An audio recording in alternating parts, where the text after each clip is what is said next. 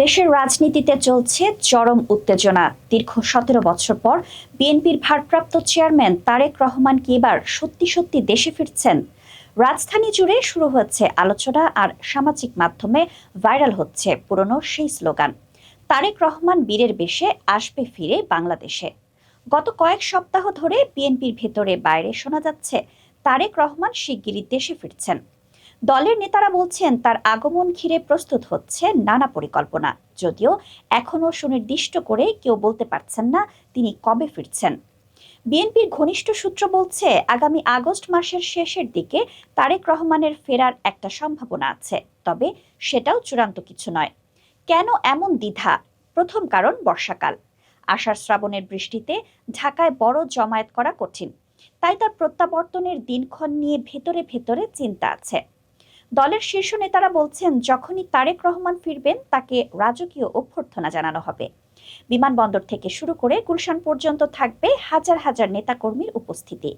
জুলাই আগস্টের মধ্যে বিএনপি যে ৩৬ দিনের কর্মসূচি নিয়েছে, সেখানেও তার উপস্থিতির জোরালো গুঞ্জন রয়েছে।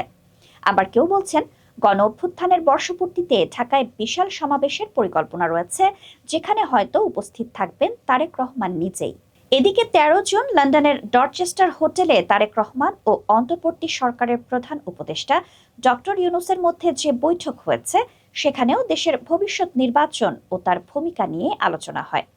জানা গেছে দেশে ফিরলে তিনি থাকবেন গুলশান ২ এর ১৯৬ নম্বর বাড়িতে, যা একসময় ছিল ব্রিটিশ আমেরিকান টোব্যাকো কোম্পানির অফিস। বর্তমানে সেই বাড়িতে চলছে সংস্কার কাজ। ২০০৭ সালে গ্রেপ্তার হওয়ার পর চিকিৎসার উদ্দেশ্যে লন্ডনে গিয়েছিলেন তারেক রহমান। সেখানেই তিনি রাজনৈতিক আশ্রয় নেন। বর্তমানে তার বিরুদ্ধে থাকা অধিকাংশ মামলায় তিনি অব্যাহতি পেয়েছেন।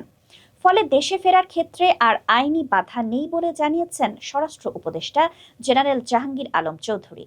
বিএনপির মহাসচিব মির্জা ফখরুল ইসলাম আলমগীর এবং যুগ্ম মহাসচিব শহীদউদ্দিন চৌধুরী অ্যানি দুজনেই ঘোষণা দিয়েছেন তারেক রহমান শিগগিরই ফিরছেন। রাজনৈতিক বিশ্লেষকরা বলছেন এই ফেরাটা হবে নির্বাচনী শোডাউনের অংশ। নির্বাচনের আগে দেশে ফিরে তারেক রহমান চাইবেন একটি জোয়ার সৃষ্টি করতে। শেষে আবার সেই পুরনো স্লোগান উঠে আসছে নেতাকর্মীদের কণ্ঠে, তারেক রহমান বীরের বেশে আসবে ফিরে বাংলাদেশে।